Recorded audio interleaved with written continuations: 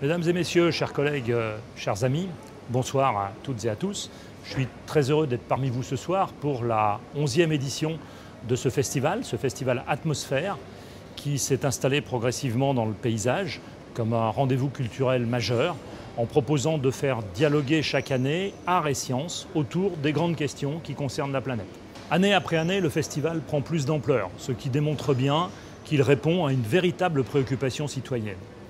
Je crois qu'il est important de réaffirmer les principes qui président cette démarche, à savoir de sensibiliser à des enjeux environnementaux, d'accompagner la transition vers des modèles de développement plus vertueux et plus durables.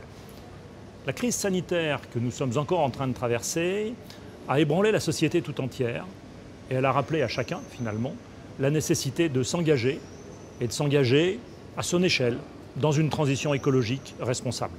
Ce festival est l'occasion pour pas mal d'acteurs du paysage scientifique et artistique d'ailleurs, de faire entendre leur voix pour dessiner des futurs possibles, répondre à des défis écologiques de notre époque, qu'il s'agisse du réchauffement climatique ou de l'érosion alarmante de la biodiversité. Et c'est à ce titre que le Muséum national d'histoire naturelle est devenu officiellement partenaire du festival. Alors bien sûr, il y avait des chercheurs du Muséum qui s'impliquaient déjà dans ce festival depuis plusieurs années, mais je suis très heureux de vous annoncer que notre institution, désormais, l'accompagne pleinement et prend sa place, pleine et entière, au sein du comité scientifique du festival. En tant qu'établissement scientifique de référence, le Muséum s'engage à faire entendre la voix de la science dans ce festival et de faire entendre la voix de l'histoire naturelle. Alors c'est devenu d'autant plus important que nous avons un besoin crucial de connaissances pour faire face à cette crise environnementale. Et que paradoxalement, à l'heure même où nous avons ce besoin crucial de connaissances, il y a un certain nombre de nos concitoyens qui s'écartent de la rationalité et de la connaissance rationnelle. Nous sommes dans un climat de défiance finalement par rapport à la science et un des rôles du Muséum, c'est de se battre contre cette défiance, de montrer ce que l'on peut apporter.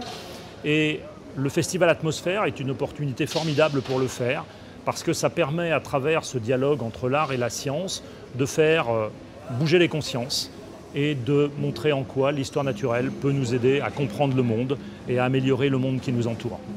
Avant de conclure, je tiens à remercier chaleureusement l'équipe organisatrice de ce festival, son directeur et fondateur Pascal Signolet, le maire de Courbevoie, ainsi que tous les participants qui le font vivre depuis 11 ans.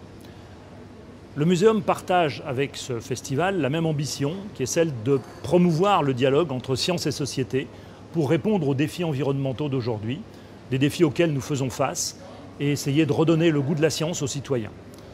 En effet, quel meilleur moyen de développer chez les jeunes l'amour et le respect d'une nature fragile, mais aussi de susciter de nouvelles vocations scientifiques. Donc soyons vigilants à garantir la transmission scientifique de connaissances et des savoir-faire aux nouvelles générations. Il en va, même si c'est un petit peu emphatique de le dire ainsi, de la bonne santé de notre démocratie. Je vous souhaite à toutes et à tous un très bon festival et je vous remercie chaleureusement pour votre attention.